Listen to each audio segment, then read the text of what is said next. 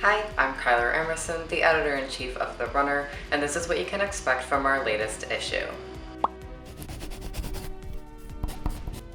For this issue's feature, I wrote a story about the environmental impacts of fast fashion and how post-secondary institutions are leading the way to create more eco-friendly clothing. The rapid increase in clothing production, fast fashion can be detrimental to the environment due to its practices of high water consumption, high carbon emissions, and unwanted or torn clothes ending up in landfills. For this story, I talked to KPU fashion marketing and business instructor Jimmy Choi about the problems that arise with the fast fashion's business model, an increase in returns during the pandemic, and the environmental impact, and online resources students can use to check for eco-friendly brands.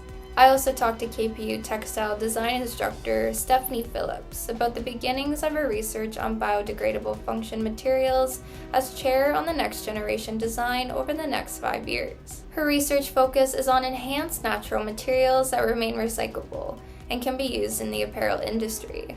Phillips explains a little bit about what she is planning on doing in her research, how the process of creating sustainable clothing and the clothing life cycle can be complex, and how we can take better care of our clothes. At the University of British Columbia, UBC Sustainability annually hosts Sustainable Fashion Week, which is an initiative created by Tim Herron, who is the CIRS Events and Engagement Manager for UBC Sustainability.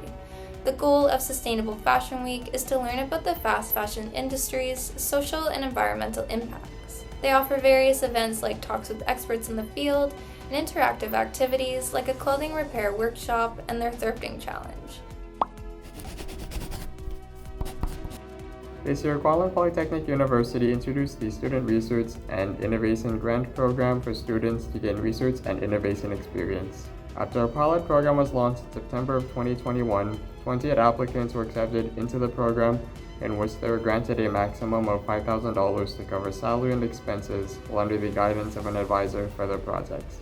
In this story, I talked to Deepak Gupta, Associate Vice President for Research, Innovation, and Graduate Studies, for more information on the program. Also in the story, I talked to two students, Eric Samara, one of the first students to be involved in the program, and Emily Townsend, a Royal Roads University student, in a collaboration with KPU to get funding from the program, about their experiences.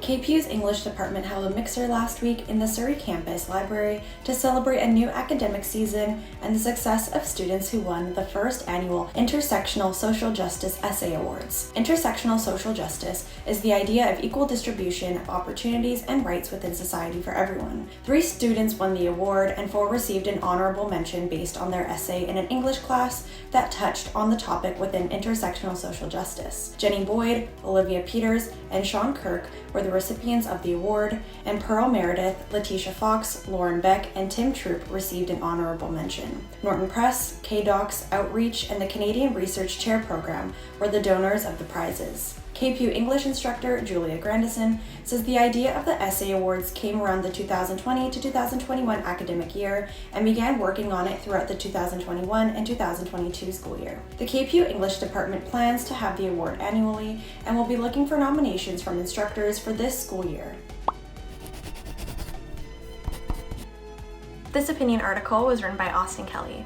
Late last month, Surrey Mayor Doug McCallum promised to build a 60,000-seat stadium in his re-election campaign, a stadium that would only be accessible by transit and able to accommodate all sports.